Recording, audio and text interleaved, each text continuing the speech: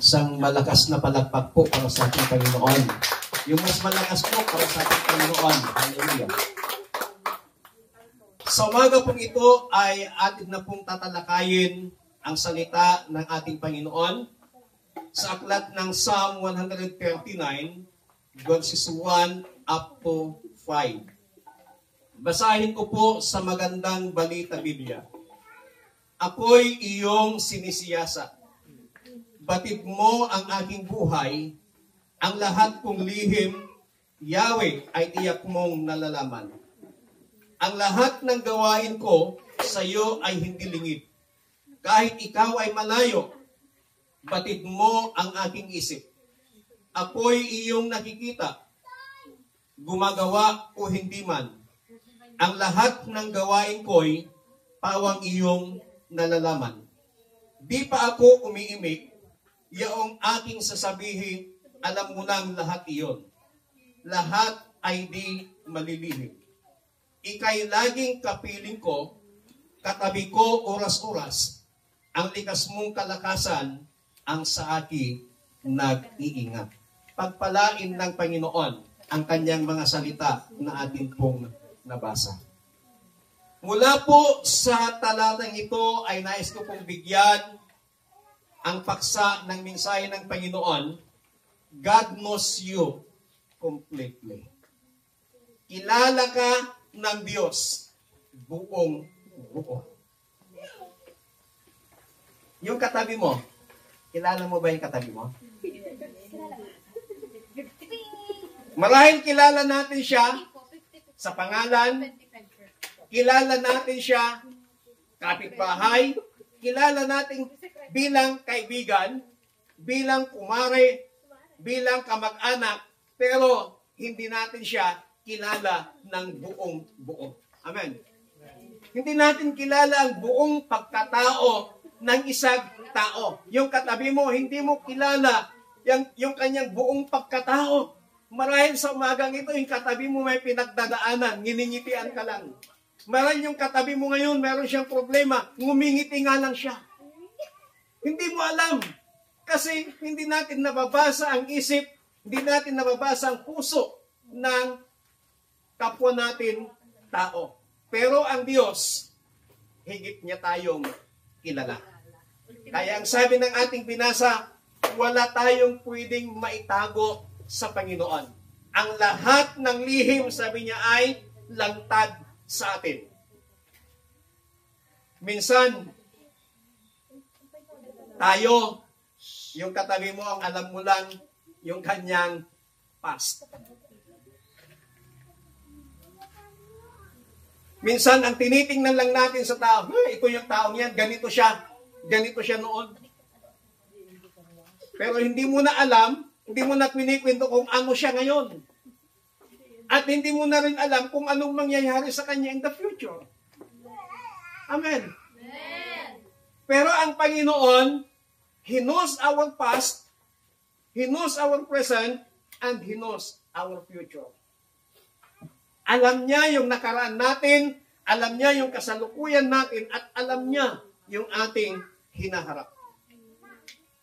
At ang aklat na ito na ating binasa ay ipinapakita nito, ipinapaalala sa atin ng Panginoon na wala tayong pwedeng maitago sa Kanya. Lagi po nating tandaan that we are fully known, fully seen, and fully loved by God. Tayo ay buong-buong kilala ng Panginoon, buong-buong nakikita ng Panginoon, at buong-buong minahal ng atin pong Panginoon. But alam ba natin that may mga bagay na hindi natin pwedeng ilihim sa Diyos? Pwede tayong makapaglihim sa tao. Pero may mga bagay na hindi natin pwedeng ilihim sa Panginoon. Sa best friend mo, sa kaibigan mo, pwede kang magbigay sa kanya ng mga sikreto. Pero tandaan mo, kapag nag-away kayo, yung sikreto mo, bubulgan din niya yan. Anak ikasta-kasta. Anak nga pa-apaan, amok tinakaraan mo, at dati amok kanyam, Ganon tayo minsan. Pero sa umagang ito, alam ba natin na may mga bagay na hindi natin pwedeng itago sa Panginoon? Sa ating binasa, tingnan po natin, unawain po natin kung gaano kalalim ang pagkakakilala sa atin ng Panginoon. Kung makikita at maunawaan po natin kung gaano kalalim ang pagkakakilala sa atin ng Panginoon, then ako'y naniniwala na tayo ay makapaglilingkod ng lubusan sa ating Panginoon. Number 1, sa verse 1 and 2, ako'y iyong sinisiyasat. Batid mo ang aking buhay. Ang lahat kong lihim, Yahweh, ay tiyak mong nalalaman. Ang lahat ng gawain ko sa iyo ay hindi lingid. Kahit ikaw ay malayo, batid mo ang aking isip. God knows your situation. Alam ng Panginoon ang iyong sitwasyon. Katulad ng sinabi ko kanina, ang ating mga katabi, ang ating mga kasamahan, nakikita nating masaya kasi ngumingiti siya. Pero hindi natin alam kung ano ang kanyang pinagdadaanan unless na ito ay mag-open, ito ay magsasabi sa iyo. Pero ang Panginoon, magsabi man tayo sa Kanya o hindi, alam ng Diyos ang iyong sitwasyon, alam ng Diyos ang iyong pinagdadaanan. Why? Because God knows everything about us. Alam ng Panginoon ang lahat ng bagay tungkol sa atin. Nakikita yun ng Panginoon, naunawaan ka ng Diyos, and He cares about what you're going through. Batid ng Panginoon ang sitwasyon mo, batid ng Panginoon ang pinagdadaanan mo, nauunawaan ng Diyos yung feelings mo, naunawaan ng Diyos yung nararamdaman mo sa iyong mga pinagdadaanan sa buhay, at hindi lamang yon, siya ay nagkikare sa iyo. Kinikare ka ng ating Panginoon because He knows everything about us. God understands us completely. Ang iyong sitwasyon, alam ng Panginoon, kaya nauunawaan, naiintindihan ka ng Diyos. Ang iyong kaisipan, ang iyong feelings, ang iyong struggles, ang iyong pangangailangan, you are fully known, you are fully understand, and you are fully loved by God. Buong-buo kang nauunawaan, buong-buo kang kilala, at buong-buo kang minamahal ng ating Panginoon. God knows our thoughts. God sees beyond your words and actions. Nakikita ng Panginoon, bago pa tayo magsalita, alam na ng Panginoon kung ano yung laman ng ating isip. He knows what's going on inside. Alam ng Panginoon kung ano yung nilalaman ng ating isipan. We don't have to hide anything from God.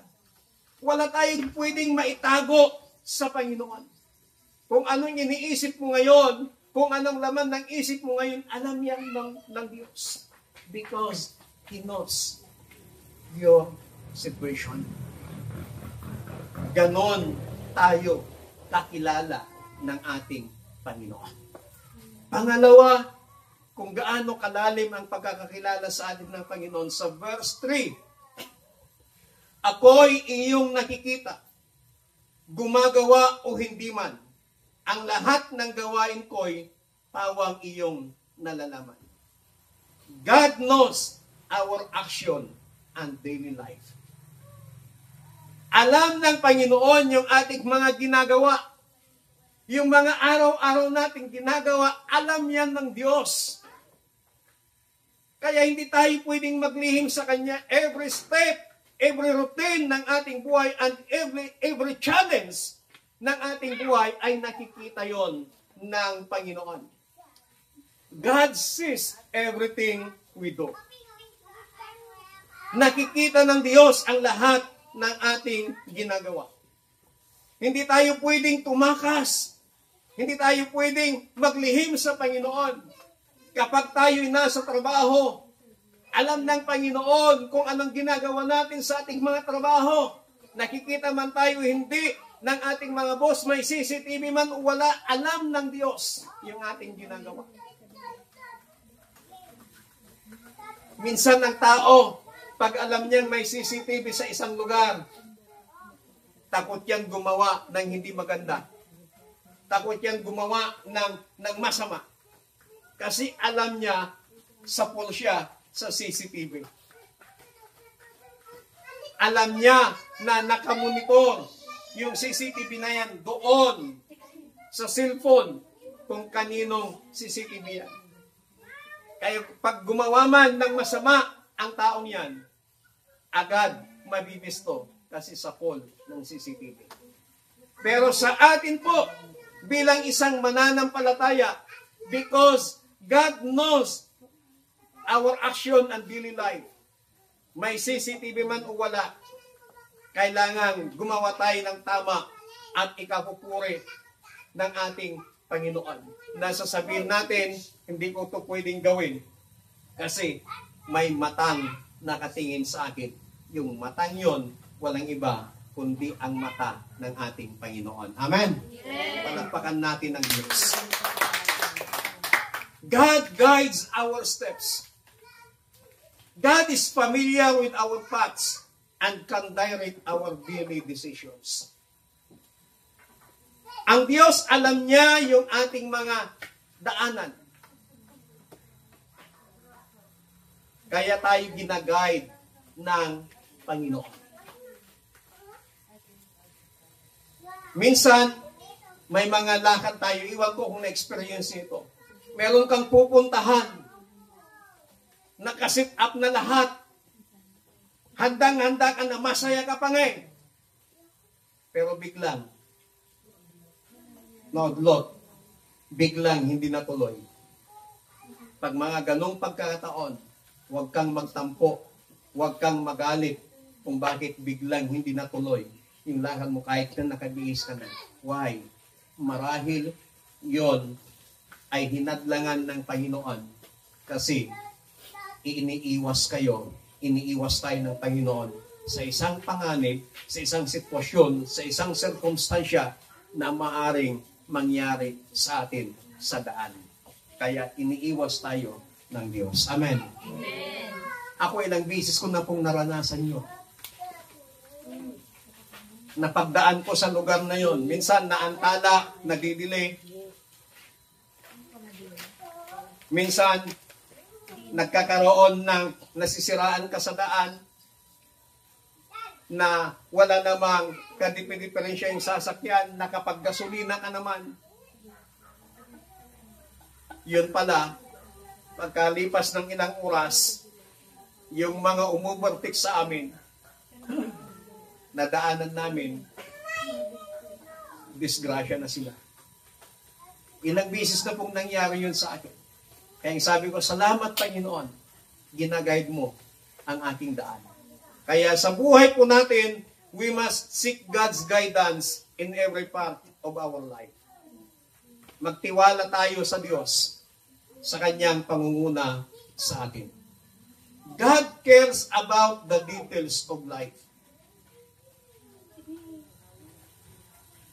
Hindi lamang alam ng Diyos yung ating pinagdadaanan, but ikaw ay iniingatan ng Panginoon ang bawat detalye ng iyong buhay. Our daily struggles, our joys, our responsibilities, iniingatan yon sa atin ng Panginoon. So dapat lahat ng sorrow, lahat ng joy, lahat ng parte ng ating buhay, dalhin natin sa Diyos sa pamamagitan ng panalangin. And even in the ordinary things, sa ating buhay, dalhin natin sa Diyos. Why? Because God cares every details of our life. Malaki man o maliit na detalye ng ating buhay, pinapangalagaan yan ng Panginoon. Kaya dapat lamang na atin pong itong ilapit, ipagkatiwala sa Diyos. Why? Because God is involved in the details of our life.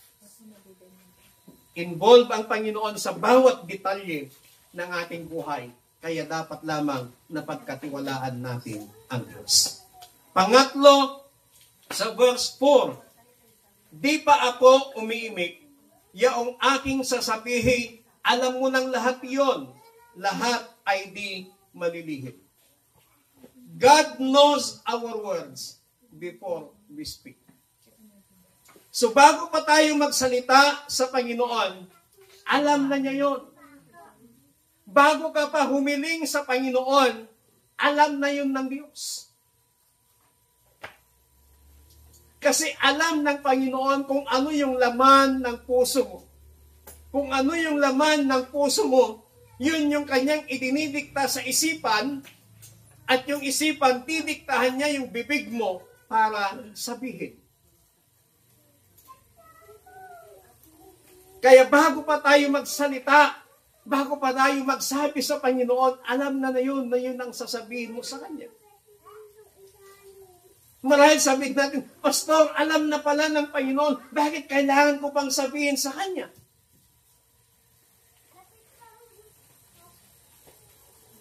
Kapag nagsabi ka sa Diyos ng nararamdaman mo, ito yung pagiging honest mo sa Panginoon. Amen. Amen. Na kapag nagsasabi ka sa Diyos ng nararamdaman mo, honest ka sa Panginoon. Hindi ka nagkukunwari na okay ka. Hindi ka nagkukunwari na ayos ka. Pero dahil sa Diyos mo sinasabi, then, ilabas mo na lahat sa Panginoon. Nagsabi ka na nga sa Panginoon, ilabas mo na lahat. Sapagkat alam ng Panginoon kung ano ang iyong sasabihin. At hindi lamang yun, God hears our spoken words.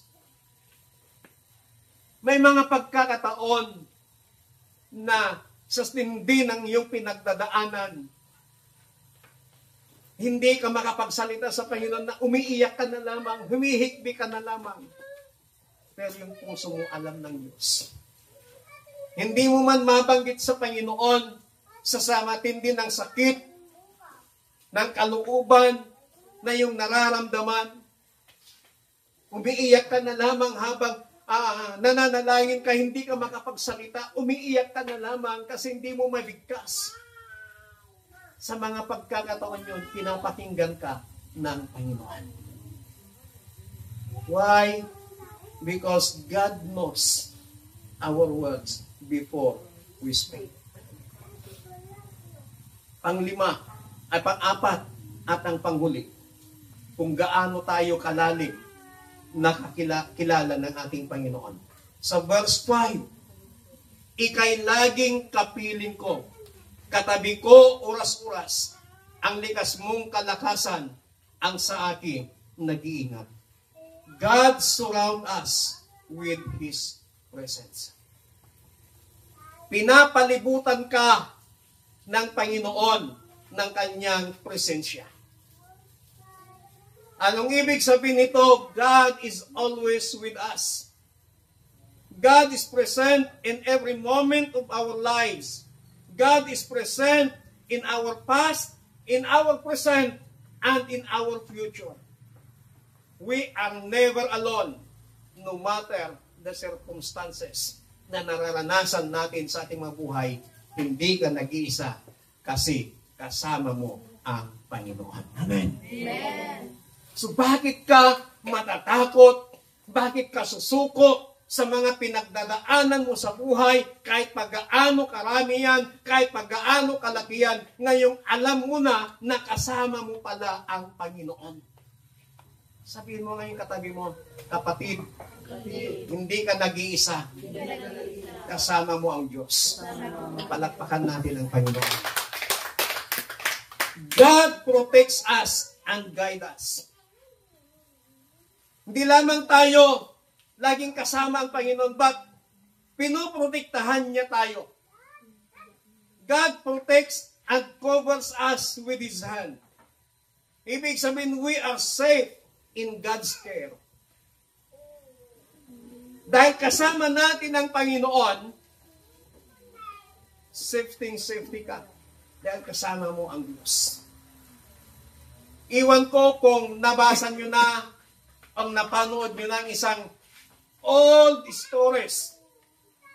Pero, laging pinupost sa Facebook ang isang kwento na nag-drive ng kanyang sasakyan at nung kanyang dinrive yung sasakyan, ang sabi niya, "Oh Jesus, upo ka na dito sa harap." Nagtataka yung kanyang pamilya, yung kanyang kasamaan, nababaliw na ata ito. May kinakausap, pinapaupo sa harap. Oh, tara na, Panginoong Hesus, tara na. Biyahe na tayo. Tinatawanan siya. Tapos biglang na disgrasya. Alam niyo ho, yung pagkakadisgrasya, pit-pit yung sasakyan. Pero kung saan nakaupo yung driver at saka dito sa harap, hindi man lang napit-pit. Hindi man lang napano yung driver. Pati ang mga investigador, nagtaka sila, bakit? Anong nangyari? Ang kwento ng lalaking ito, ang nakaupo kasi dito sa harap, si Jesus. At dahil isinakay ko siya, isinama ko siya sa aking lakad. Kahit ako, hindi na paano kasi kasama ko si Jesus. All these stories, ilang beses ko nang nabasa yan, na-post sa social media. Parang sabihin natin na kwentong kanto lang yan. Totoo man yun, hindi na kwento. Ang pinapakita lamang doon, as long as nakasama mo ang Panginoon, as long as nakasama natin ang Panginoong Hesus sa ating mga buhay, wala tayong dapat ipangamba, wala tayong dapat ikatakot. Why? Because He cares for us. He protects us. And God's presence brings comfort and strength. Yung presensya ng Panginoon ang nagbibigay ng kaaliwan at kalakasan sa atin. The hand of God upon us symbolizes His care, symbolizes His support, and symbolizes the strength. Lagi tayong magtiwala sa presensya ng ating Panginoon. Si Moses noon, ang sabi niya sa Diyos, Lord, sabi niya, if your presence doesn't go with us, we do not leave this place. Panginoon, sabi ni Moses, kung hindi mo lang kami sasamahan ng iyong presensya, hindi na kami aalis sa lugar na ito. Kasi alam ni Moses na sa kanilang paglalakbay papunta doon sa Kanaan, na kapag wala ang presensya ng Panginoon, hindi sila magtatagumpay. Kaya sinisiguro ni Moses sa Diyos na sa kanilang paglalakbay papunta sa Kanaan, kasama nila ang presensya ng Panginoon. Ang ibig sabihin nun, kung kasama mo ang presensya ng Panginoon, ibig sabihin, kasama natin ang Panginoon, kasama mo ang Diyos sa buhay mo. Ganon tayo kalalim nakakilala ng ating Panginoon. He knows your situation. He knows your action and daily life. He knows our words before we speak. And He surrounds us with His presence. Sa umagang ito, mga kapatid, yung ating binasa, pinapakaalala sa atin ng Panginoon that God knows us. God understands us. God guides us. And God surrounds us, protect us by His power. We are never alone. God's loving presence is with you in every moment of our lives. Tayo nga pong lahat ay tumayo. Kilala ka ng Diyos buong buo. God knows us completely. Wala tayong pwedeng may lihim, wala tayong pwedeng may tago sa Panginoon. Ganon tayo kalalim nakakilala ng ating Panginoon. Hallelujah. Habang inaawit nila ang awit nito, pakinggan po natin yung message ng song. Hallelujah.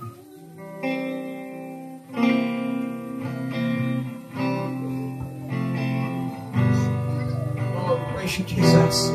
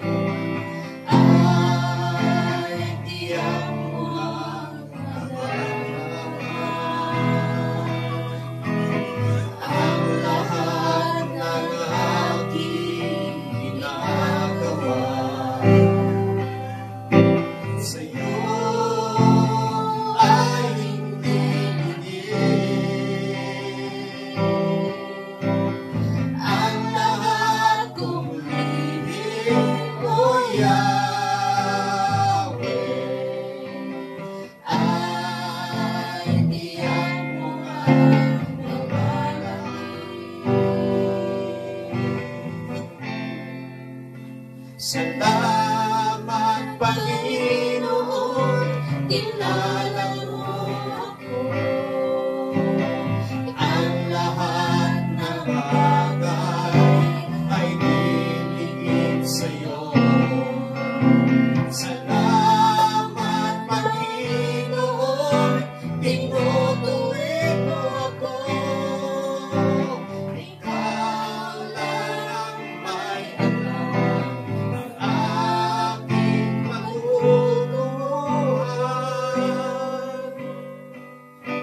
Salamat sa'yo, Panginoon. Hallelujah. Kilalang-kilala po tayo ng Diyos. Buong-buo ang ating pagkatao, ang laman ng ating puso, ang laman ng ating isipan, ang bawat sasabihin po natin, alam na ng Panginoon. Nauunawaan ka ng Diyos. Pinoprotektahan ka ng Panginoon.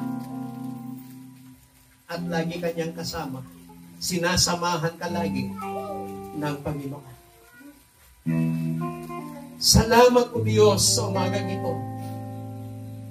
Dahil kilalang-kilala mo ang bawat isa.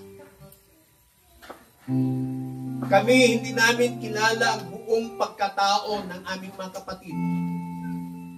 But Lord, salamat dahil andyan ka na nakakakilala sa amin ng lubusan. Batid mo ang sitwasyon na pinagdadaanan ng bawat isa. Panginoon, ang aking panalangin, surround us with your presence. Whatever situation, whatever struggles na nasa puso, nasa isipan, o pinagdadaanan ng bawat isa, Panginoon, let your presence go with us. Samahan mo kami ng iyong presensya. Panginoon, salamat sa pagkakakilala mo sa amin. Holy Spirit, help us na maging tapat sa Diyos. Na maaari namin sabihin sa Kanyang lahat na hindi kami humusgahan, kundi ikikare kami, uunawain kami ng aming Diyos na makapangyarihan sa lahat. Maraming salamat, Panginoon, sa umaga ito. Thank you for your words. Thank you, Lord. Patuloy mong ipagaman sa bawat isa sa amin ang iyong presensya, ang iyong kapangyarihan, ang kapayapaan, ang kagalakan na nagmumula po sa inyo. Salamat po ng marami. In Jesus Christ, mighty name we pray. Everybody says, Amen. Palakpakan po natin ang malakas ang Panginoon. Hallelujah.